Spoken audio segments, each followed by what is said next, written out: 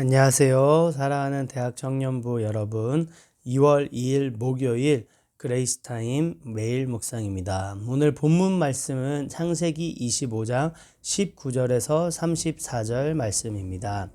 19절 본문 요약을 먼저 하겠습니다. 19절에는 아브람 이야기가 아브람의 중심에서 이삭의 중심으로 옮겨지는 것을 볼 수가 있습니다. 이 피포인트가 아브람으로 이렇게 맞춰져 있다가 이제 이삭이라는 인물을 중심으로 성경 스토리가 진행이 되는 것을 볼 수가 있습니다.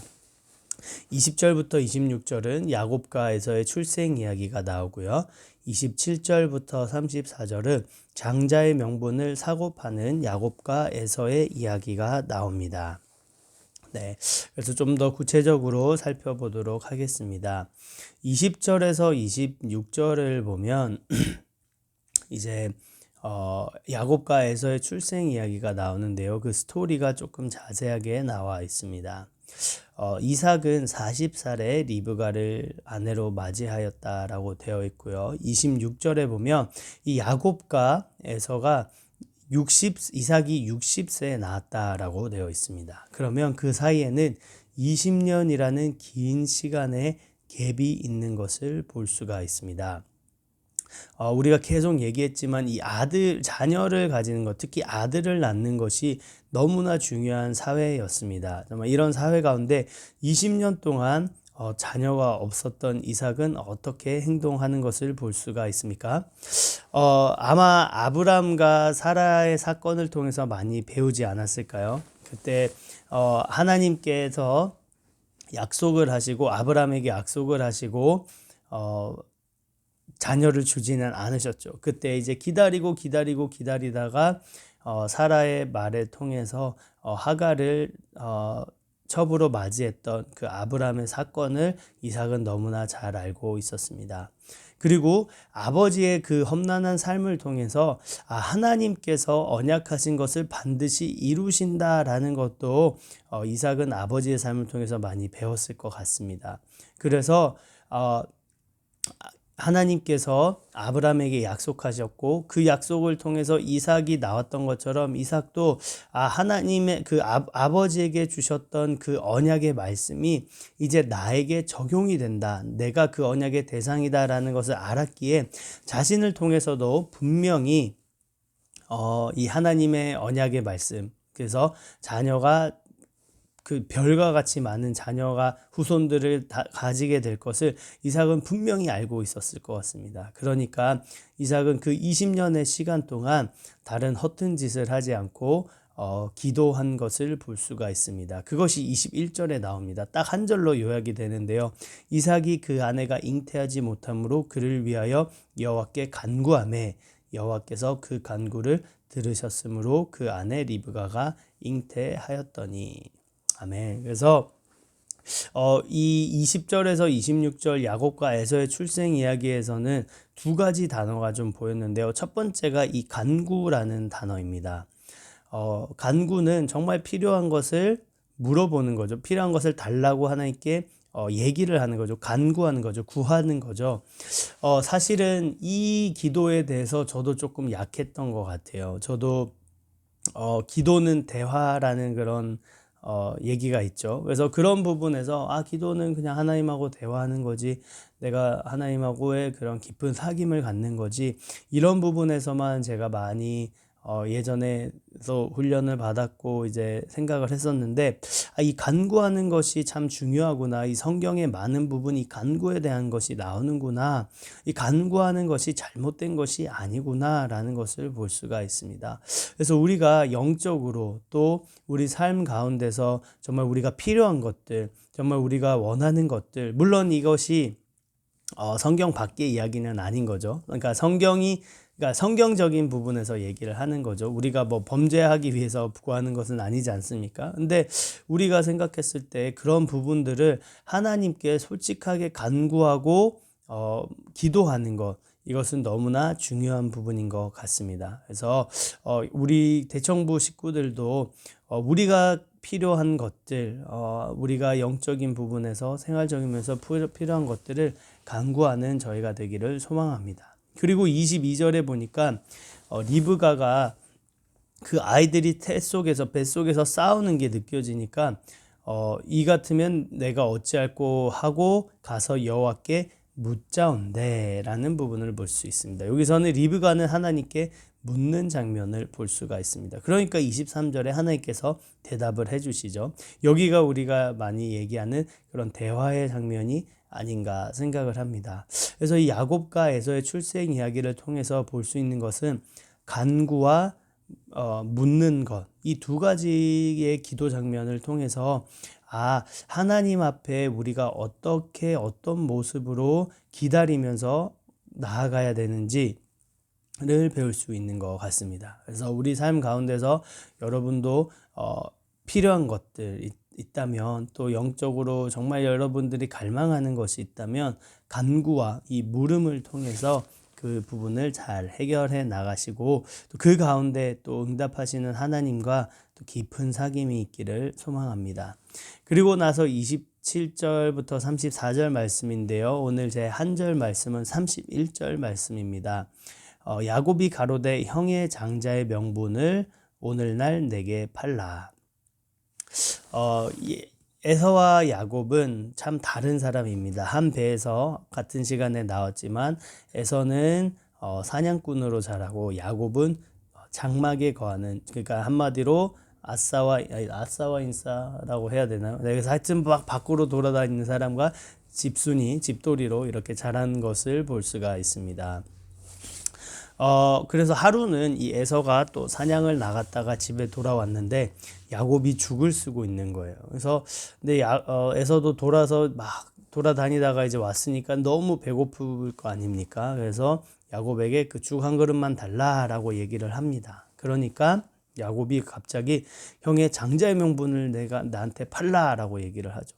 참 야곱도 그런 것 같아요. 죽 한 그릇 그냥 줄 수 있는데 이 장자의 명분까지 요구하는 야곱도 참 대단한 것 같고, 에서는 32절에 냅다 그것을 줘버리는 것을 볼 수가 있습니다. 그러니까 33절에 야곱이 더 나아가서 그냥 형 말로만 하지 말고 맹세하라고까지 하고, 이 에서가 맹세하면서 이 장자의 명분을 야곱에게 파는 장면을 볼 수가 있습니다.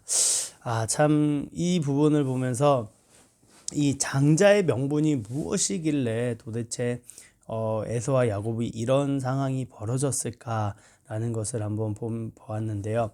이 장자권은 고대 사회에서 아비의 권위를 공식 승계받고 사회적으로도 한 가문의 대표자로 인정받을 뿐 아니라 다른 형제들보다 유산도 2배나 받게 됩니다. 그래서 장자권이 가진 이 권리가 엄청난 것이죠. 한마디로 말하면 아버지의 공식적인 후계자로서 이제 후계자가 바로 이 장자가 되는 것이죠. 그래서 에서는 이것을 아마 단순하게 생각하지 않았을까 합니다. 이 둘 사이에 오고 간 대화도 누가 들었을 거며, 또 배고프니까 이것을 배를 채우기 위해서 빨리빨리 그냥 대충 하자 이런 느낌으로 흘러버리는 목적으로 이것이 한 것이 아닐까.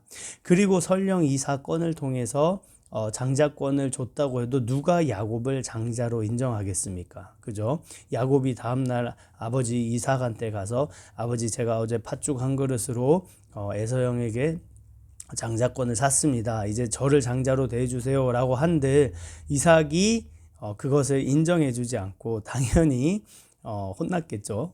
네. 그리고 여전히 그 다음 날에도 에서는 이 장자로서 집에서 대우를 받으면서 살아갔을 것입니다. 그러면 그러니까 이런 현실을 떠나서 야곱은 왜 이런 일을 했을까요? 야곱은 이 장자권에 대한 하나님으로부터 오는 이 장자권에 대한 철저한 이해가 있었던 것이 분명합니다. 그래서 에서가 단순하게 준다고 했을 때 이 맹세까지 시켜서 하나님을 개입하게 하죠. 그냥 단순히 우리 둘이 오가는 대화가 아니라 하나님이 이게 증인이다, 이런 목적으로 맹세까지 하는 것을 볼 수가 있습니다. 이 장자권에 대한 이해는 또 어떻게 가지고 있었을까요? 이 야곱과 에서가 15살이 될 때까지는 아직 아브라함이 살아 있었습니다. 네, 그러면 야곱은 집에 머무는 사람이라고 했죠. 에서는 돌아다니는 사람이고 집에 머물면서 무엇을 했겠습니까? 네, 또 많은 뭐 이런저런 일을 했겠지만 또 할아버지, 아버지, 또 어머니에게 많은 스토리를 들으면서 하나님이 어떤 분인지 알아갔을 것 같습니다. 또 아버지한테 뭐 이삭과 이스마엘, 또 아버지와 큰아버지의 사건을 통해서 또 아브라함이 낳은 또 다른 많은 그 아들들을 보내는 사건들을 통해서 이 영적인 유업이 하나님의 언약이 누구한테 흘러가는지에 대한 분명한 이해가 있었습니다. 그것은 장자에게 가는 것이죠. 그러니까 근데 이것은 본인에게 절대 갈 수 있는 것이 아니었습니다. 근데 그런 이야기를 들으면서 이 야곱이 이 장자권에 대해서 많이 갈망했던 것 같습니다. 근데 이제 본인은 차남이기 때문에 절대 장자가 될 수 없죠. 왜냐하면 이미 이거는 운명처럼 정해져 버린 얘기니까요. 그러니까 장자에게 흘러가는 그것을 차남이 어떻게 가져갈 수가 있겠습니까? 그래서 근데 야곱은 그것에 대한 갈망이 있었기 때문에 계속해서 그것에 대한 고민이 있었겠죠.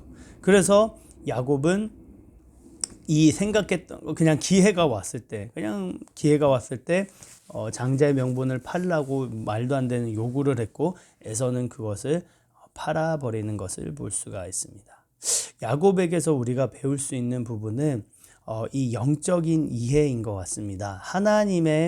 하나님께서 약속하신 것, 이 장자의 명분에 대해서 영적인 특권을 야곱은 그것을 보았고 그것에 대해서 사모하는 것을 볼 수가 있습니다. 우리는 얼마나 이 영적인 특권에 대해서 잘 알고 또 그것을 사모하고 있습니까? 아브라함의 유업을 잇는다라는 것은 단순하게 재물만 가지는 것을 말하지 않습니다. 우리가 다 아시다시피 그것을 통해 예수 그리스도가 오는 놀라운 축복의 근원이 되는 것입니다. 그렇다면 우리가 이 유업을 잇는다라고 했을 때 결국 장자권을 가진다라는 건 결국 유업을 잇는다라는 것이거든요. 그러면 이 우리가 이어갈 유업은 무엇입니까? 우리가 이 갈망하고 쟁취하고 사모해서 이어받아야 할 유업은 무엇입니까? 우리는 이번 부흥회를 통해서 이 말씀을 받았습니다. 바로 우리 교회의 유업을 우리가 이어받아야 합니다. 이 선교의 유업을 우리가 이어받아야 합니다. 하나님께서 우리 교회를 통해서 이 유업을 이을 사람을 찾고 계시고 그 사람들을 통해서 이 하나님 나라를 확장해 나갈 것인데 우리는 이 에서처럼 하나님의 이 영적인 유업에 대해 이 우리 교회에게 부어주신 이 선교의 유업에 대해서 아무런 이해 없이 기대감 없이 살아가고 있지는 않습니까? 여러분, 한 명의 선교사를 파송하기도 힘든데 우리는 수백 명의 선교사를 파송하고 그들을 섬기고 있습니다. 또 많은 신학교를 세워서 그 지역의 사람들을 목회자로 설 수 있도록 훈련하고 돕고 있습니다. 여러분, 이것을 통해서 퍼져나가는 그 하나님의 나라가 보이십니까? 얼마나 많은 영혼들이 그렇게 하나님 앞에 돌아올지 여러분 보이지 않습니까? 그것을 통해서 하나님이 얼마나 기뻐하시고 즐거워하실지 또 훗날 얼마나 많은 상급들로 우리에게 베풀어 주실지 우리가 그것을 보아야 합니다. 그래서 우리가 이 유업을 이어받아야 합니다. 이 선교의 유업을 우리가 이어받아야 합니다. 우리가 단순하게 커서 나이 들면 그냥 어른 예배로서 이렇게 나아가는 것이 아니라 그러면 우리가 나이 들면 언젠가 이 은혜교회에서 우리가 집사로서 장로로서 또 권사로서 그냥 살아가겠지. 그냥 예배드리면서 나아가겠지. 단순하게 그렇게 어른으로서 성장하는 부분이 아니라 지금 이 영적인 이 유업, 이 선교를 감당하는 그 유업, 그것을 우리 대학 청년부가 테이크오버하는 그 갈망을 가지고 우리가 나아가야 합니다. 그 사모함을 가지고 우리가 나아가야 합니다.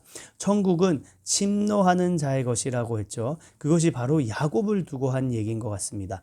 야곱은 받을 자격이 되지 않죠. 차남이었으니까 이것을 받을 자격이 되지 않습니다. 그러나 이 하나님의 축복과 하나님의 유업에 대해서 분명한 이해가 있고 그것을 사모하면서 갈망하면서 침노하면서 나아갔을 때 결국 야곱이 이 유업의 대상자로 된 것을 볼 수가 있습니다.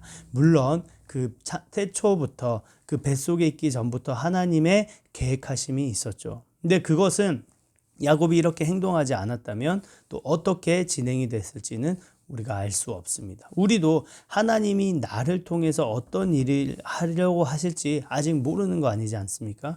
그러니까 우리는 이런 영적인 유업에 대해서 이제 부흥의 강사님을 통해서 우리에게 던져졌을 때 우리가 이것을 붙들고 아멘, 내가 이 영적인 유업을 이어가겠습니다 라고 고백하면서 달려나가는 저희가 되어야 됩니다. 그래야지 저희가 되기를 소망합니다. 네. 그래서 지금 내가 이런데 나는 이런 상황인데 내가 어떻게 그 유업을 이어받나, 나는 성격이 이렇고 나는 상황이 이런데, 이런 거를 보지 말고 하나님의 유업을 바라봅시다. 우리 하나님께서 이거를 이끌어 가실 것입니다. 그래서 하나님을 바라보면서 하나님 나에게 그것을 주시옵소서, 이 영적인 유업을 계승하는 자가 되게 하여 주시옵소서. 하나님 우리를 사용하여 주시고 나를 사용하여 주셔서 이 세계 선교를 마무리 지어 가는데 우리를 귀하게 사용하여 주시옵소서. 우리가 이 세계 선교 마무리 짓겠습니다 라고 놀랍게 고백하고 선포하며 또 이 침노하며 나아가는 저희가 되기를 소망합니다. 장자의 명분은 바로 유업을 이을 자입니다. 우리 대청부가 이 은혜교회의 유업을 함께 이어나가기를 소망합니다. 기도하겠습니다. 하나님 아버지 감사합니다. 오늘 말씀을 통해서 장자의 명분에 대해서 다시 한번 살펴보았습니다. 하나님, 장자는 영적 유업을 잇는 자인데 정말 우리 대청부가 이 영적 유업을 이어가기를 원합니다. 하나님, 우리 은혜교회를 통해서 이루어 주신 이 놀라운 선교의 유업을 우리가 끝까지 계승해서 이 세계 선교 마무리 짓는데 우리 대청부가 힘써 달려갈 수 있도록 우리 한 명 한 명을 붙들어 주시고 아버지 이것을 갈망하고 사모하는 마음을 허락하여 주시옵소서. 감사합니다. 주님 사랑합니다. 예수님의 이름으로 기도합니다. 아멘.